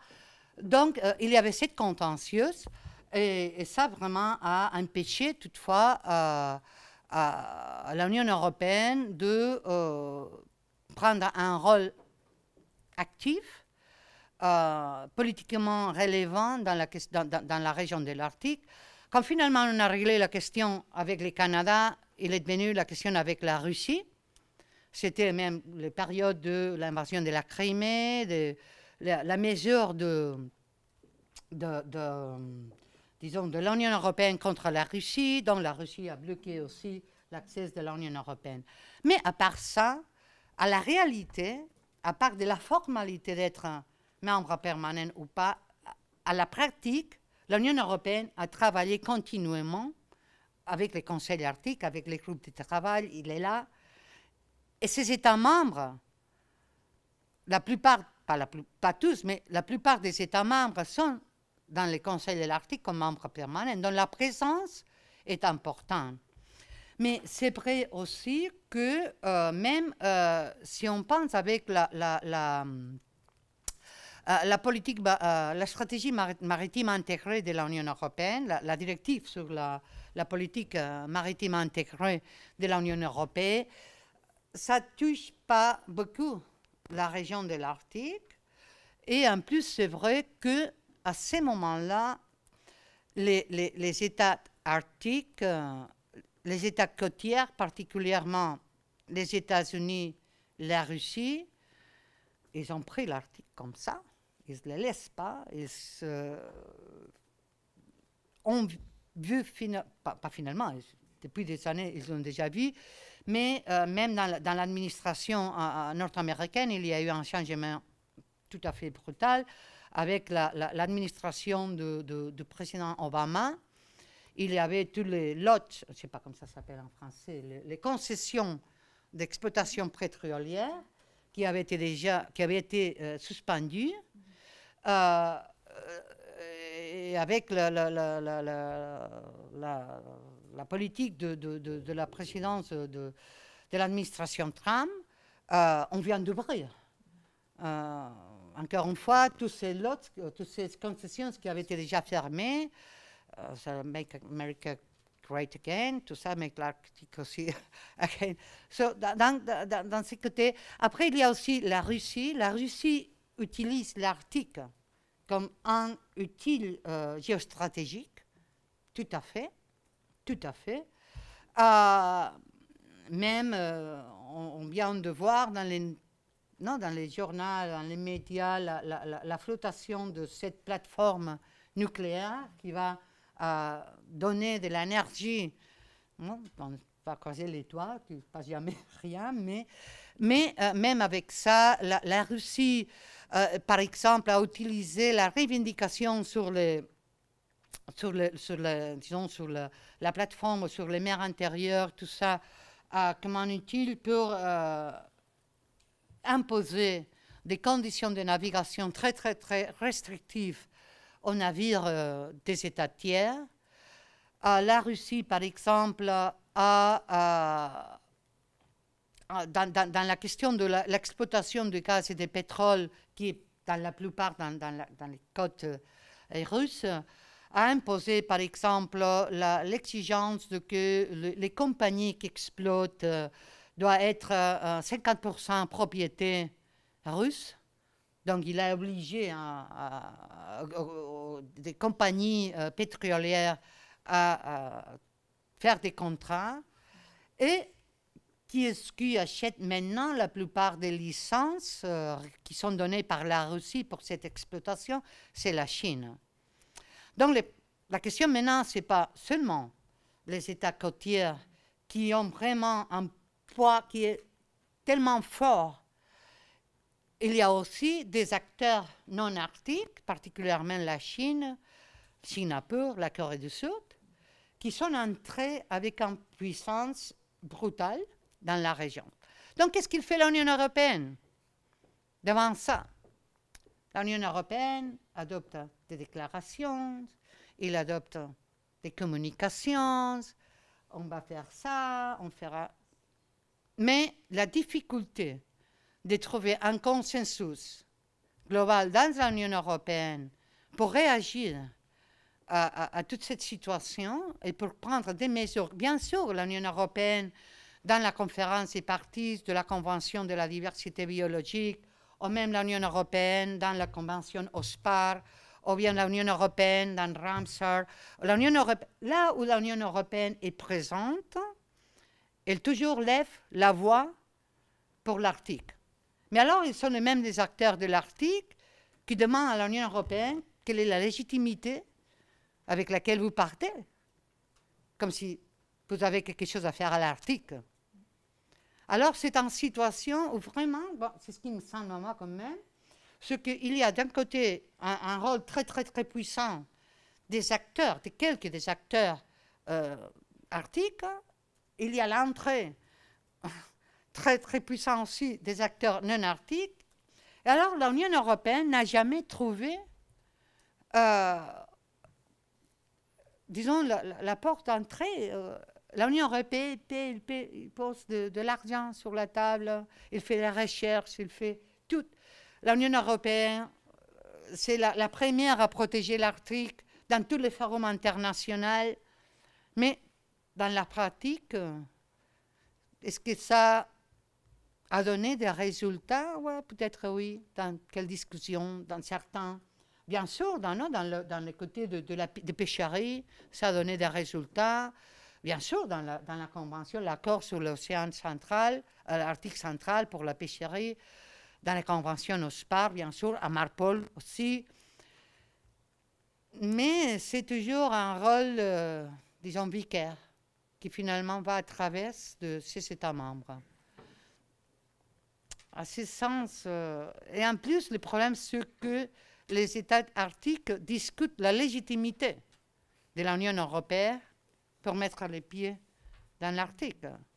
Et l'Union européenne, il a su jamais réagir à cette situation. C'est mon opinion. Hein? N'a pas jamais réagi à cette situation. Donc, je ne sais pas si elle a répondu, mais c'était... S'il y a quelqu'un d'autre qui veut réagir ou demander des précisions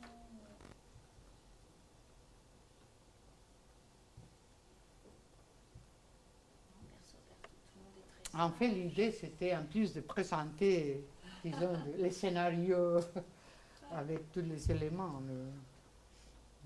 Pas d'autres questions ou de réactions, tout simplement non. Vous avez eu tout ce que vous aviez besoin pour comprendre tous les enjeux qui tournent autour de l'Arctique. Si tu veux, ce que je peux faire, c'est envoyer la présentation. Oui, parce que, on pourra la transmettre. La question, du coup, je voudrais te poser également, c'est pas au niveau de cette gouvernance internationale. Est-ce que le fait de ne pas avoir une organisation internationale de l'environnement, est-ce que ça peut jouer ou pas? Parce qu'en fait, on voit bien dans ta présentation que le poids des intérêts économiques court-termistes est tellement puissant, encore une fois. Est-ce que, toi, quelle réponse institutionnelle on peut donner?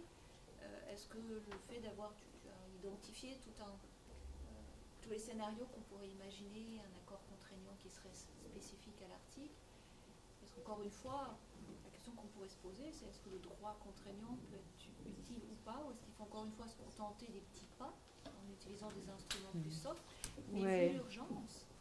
Oui, le problème, c'est ça. Est-ce qu'on n'est pas encore une fois mains et poings liés et il y a quand même une tonalité très pessimiste, on va dire ça comme ça, lorsqu'on regarde ce qui se passe sur l'Arctique actuellement. Oui, en fait, moi je pense que d'abord à ce moment-là, moi je pense que c'est presque impossible d'avoir un nouvel cadre institutionnel, disons à nouveau, pour gérer cette question. En fait, une des principales discussions dans la négociation du nouvel instrument contraignant sur la protection de la biodiversité marine au-delà de la juridiction nationale, c'est justement c'est ce qu'on a besoin d'une nouvelle autorité, disons d'un nouvel organisme qui pourrait fonctionner comme l'autorité des fonds marins ou pas. Et à ce moment-là, la plupart des États sont presque contre, excepté l'Union européenne, mais le reste, ils sont tous contre cette possibilité. Donc, moi, je pense que c'est un peu irréel. Si on attend à voir ça, probablement, on n'aura pas même besoin de l'action parce que ce sera déjà trop tard. Moi, je pense que probablement, il faudrait utiliser beaucoup plus les instruments existants. Même avec des modifications des instruments existants, par exemple, dans les cadres de la Convention Marpol, je ne l'ai pas mentionné, mais dans les cadres de la Convention Marpol, en 2000, je pense que c'était 2010 ou 2011, on a introduit un amendement d'une annexe qui interdit les transports du pétrole dans la région de l'Arctique, même comme cargo, comme charge, ou même comme carburant. Et ça, c'était fait dans le cadre de la Convention Marpol. En fait, qu'est-ce qu'on en dit? Ok, on le fait dans la région de l'Antarctique parce que c'est bien sûr, c'est patrimoine commun de l'humanité, tout ça. Mais pourquoi pas, on pourrait aussi penser à certaines possibilités d'appliquer une chose semblable dans la région de l'Arctique. Et en fait, les comités de la protection de l'environnement de l'Organisation mondiale, de l'Organisation maritime internationale, a commencé à travailler en 2008 à cette possibilité. Donc, ça c'est une possibilité. Moi, je pense aussi que le code polar peut aussi introduire certaines expectatives comme ça. La gestion de pêcheries à travers ces organisations internationales peut être aussi en réponse. Je ne sais pas, moi je pense que si c'est vraiment difficile d'avoir de normes contraignantes pour réagir à la situation actuelle, s'il y a une possibilité, je pense que c'est dans les cadres des instruments existants, plus que par la création de nouveaux instruments. Plus une approche incrémentale, en fait. Oui, le problème c'est ça, le problème c'est l'urgence. Le problème, c'est l'urgence, et c'est vrai, il y a de l'urgence. Jamais, jamais a eu tellement de l'urgence comme maintenant on l'a. Ça, c'est aussi c'est ce qui est nouveau dans cette affaire. Que c'est la première fois qu'on se trouve dans un espace qui va déterminer toute l'évolution de la planète tout entière, qui est tout à fait découvert, qu'il n'y a pas un régime de protection, mais qui est vraiment la pièce fondamentale pour dire, écoutez, vous allez survivre, bon, je ne parle pas des mêmes, je veux dire dans l'État, mais la planète va survivre, la planète ne survivra pas. Et moi, je pense que c'est la première fois qu'on se trouve dans un défi comme ça. Non, on avait pensé peut-être à ça, qu'on avait arrivé à la Lune, mais écoute, la Lune, c'est pas ici.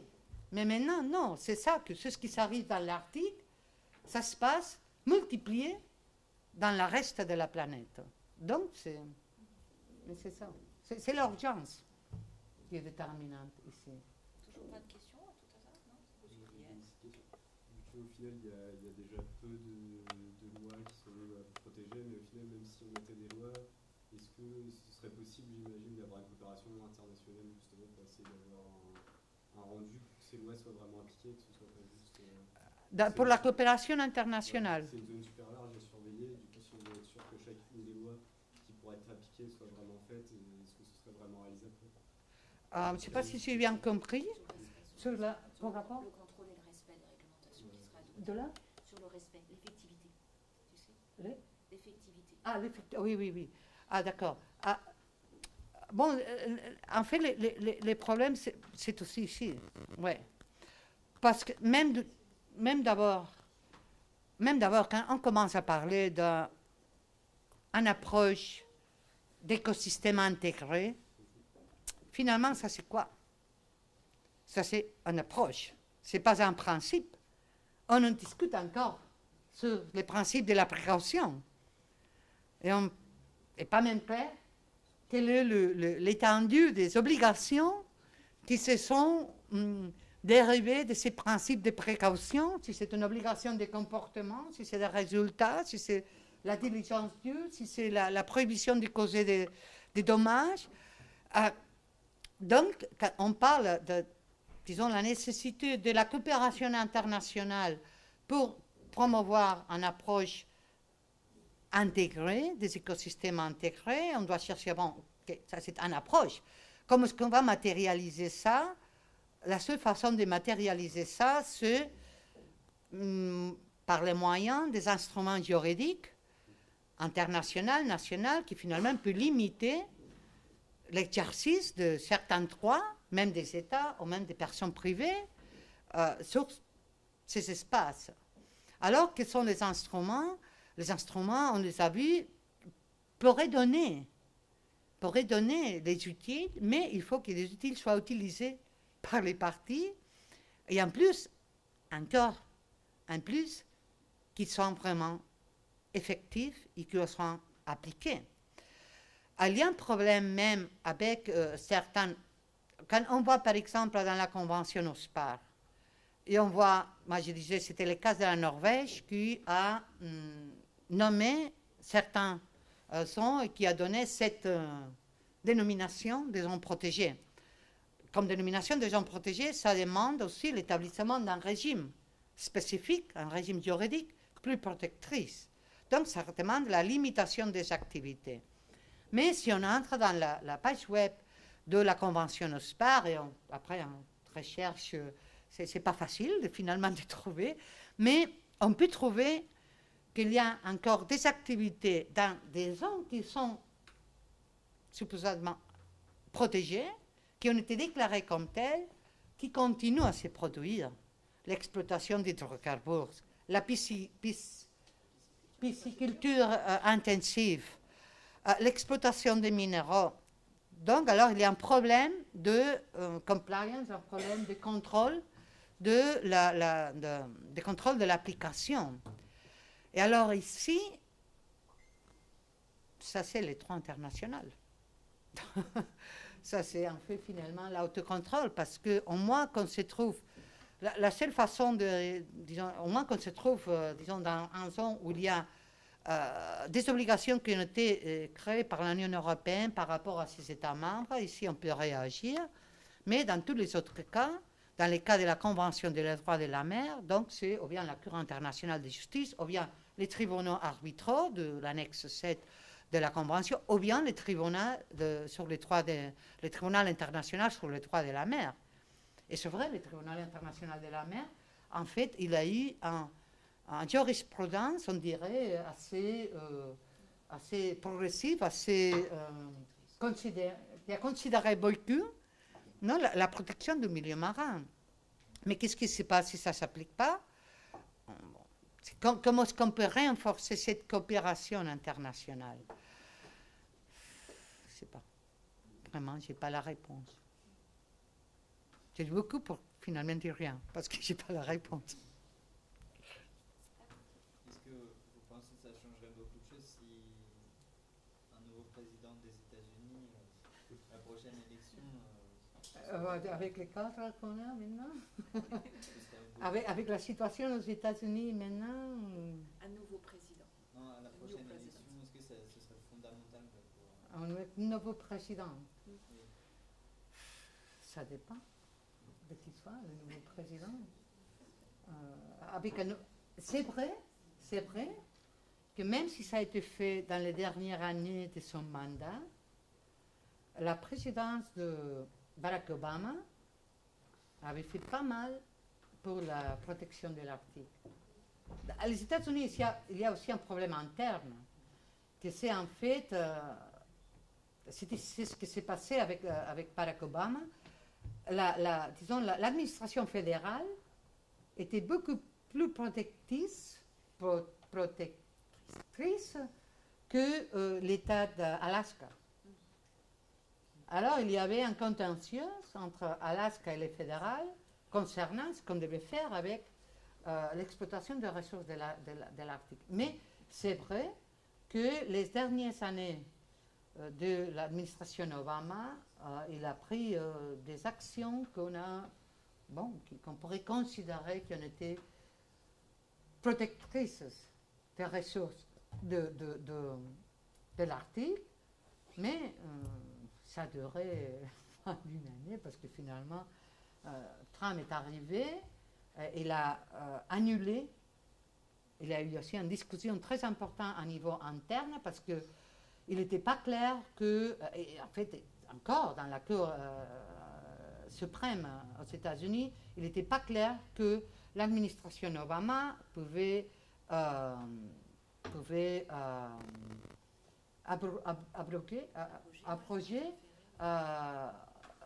des ordres, des executive orders qui avaient été pris par l'administration antérieure. Donc c'est un sujet qui est encore dans la Cour suprême. Mais bien sûr, une administration différente, un peu plus sensible, même Mr. Schwarzenegger est plus sensible qui pensait à la sensibilité. Et Schwarzenegger, comme ça s'appelle l'acteur, on pense que c'est même des termes contradictoires, mais il est encore plus sensible. Mais à ce sens, bien sûr, moi je pense qu'une administration différente pourrait aboutir à des résultats différents. Et pour l'Union européenne, ça c'est toujours le fonctionnement, disons, la relevance de l'action internationale ou de l'action de l'Union européenne dans les scénarios internationaux, ça c'est toujours un problème. Mais c'est un problème si on parle de l'environnement, si on parle de la sécurité, si on parle du commerce multilatéral, si on parle de tout. Oui. Mais oui, probablement, une administration différente, finalement, c'est les États qui ont les intérêts. Et c'est les États qui vont prioriser ce qui est urgent, ce qui ne l'est pas. Et dans ces cas, vraiment, l'urgence, c'est y est. Est-ce que d'autres personnes voulaient poser une dernière question avant que on remercie beaucoup Marc? Non. La question que je voudrais te poser, c'est comment on mon ouvrage va bientôt sortir sur les peuples autochtones dans lequel tu es. C'est justement sur les peuples autochtones. Tu as expliqué en tout début, c'était une région où on a Oui, bien sûr, ça c'est la grande différence. Et comment ils s'expriment, en d'autres termes, les peuples autochtones sur ces considérations-là? Est-ce que pour eux, entre guillemets, ils considèrent que vraiment ça les dépasse parce que les investisseurs sont ailleurs, parce que l'argent ne va pas forcément leur revenir? Est-ce qu'ils voient un intérêt, en d'autres termes, qu'on fait la balance entre protéger? Moi, je pense qu'il y a les deux côtés de la balance. Parce que c'est vrai que, d'abord, les peuples autochtones, ils ont vraiment une représentation dans le Conseil de l'Arctique qui n'est jamais vue, bon, qui est très important, parce qu'ils sont ce qu'on appelle les participants permanents. Ils participent de la prise de décision, mais le problème, c'est quelle décision? Parce que finalement, les décisions ne sont pas contraignantes. Peut-être ça, c'est la raison par laquelle ils participent. Mais au moins, ils participent de la prise de décision. Et en fait, ce qui a empêché aussi l'obtention de statut d'observateur permanent de l'Union européenne dans le Conseil de l'Arctique, il a été aussi surtout la position de participants permanents, de peuples autochtones, qui avaient peur que la participation... En fait, ils sont contraires à l'ampliation du numéro des observateurs permanents, parce qu'ils donnent l'impression que ça va impliquer qu'ils contrôlent moins de ce qu'ils peuvent contrôler. Mais c'est vrai qu'ils ont en voie de participation dans les conseils de l'Arctique, en voie de participation institutionnelle ou institutionnalisée. Au niveau national, c'est vrai aussi que même au Canada et aux États-Unis, quand même formellement, sur les papiers, la participation existe dans tous les processus de désignation, d'établissement, de gestion des saisons protégées. Même les peuples autochtones au Canada, aux États-Unis, ils ont créé des coopératives à partir de laquelle ils font l'exploitation, mais pas, disons, de la biodiversité. Ils font l'exploitation du pétrole et du gaz. Donc, ils participent dans des consortiums internationaux pour l'exploitation. Et bien sûr, sûrement doit être comme ça, mais réglé. Donc, ils participent de plusieurs façons. Ils gèrent même de façon particulière. Ils ont un rôle à jouer. Bien sûr, autour de la Convention de la biodiversité et, disons, la nécessité de partager les bénéfices de l'exploitation des ressources, etc. Il y a des processus. Quand même, sur les papiers, noir sur blanc, il y a officiellement, formellement, il y a cette participation institutionnalisée, organique et même probablement réelle. Mais le problème, c'est encore ça, non? À la pratique, ça se passe comment? Et c'est vrai qu'il y a beaucoup de demandes, beaucoup disons, des cas qui sont finalement judicialisés concernant la participation, disons, dans les processus d'évaluation de l'impact environnemental, ou des processus de désignation d'une aire protégée, ou des processus de délimitation des activités qui peut être faites en aire protégée. Ça c'est plein comme ça. Hein. Merci beaucoup, Mar. C'est un plaisir, merci à vous. Merci à vous. Merci à vous.